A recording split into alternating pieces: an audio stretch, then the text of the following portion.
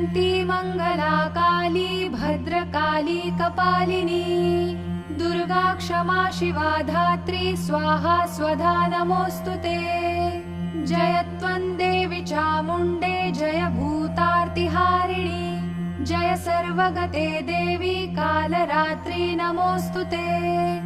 मधुकैटभविद्रावि विधातृवरदे नमः। रूपं देहि जयं देहि यशो देहि द्विषो जहि महिषासुरनिर्णाशि भक्तानां सुखदे नमः।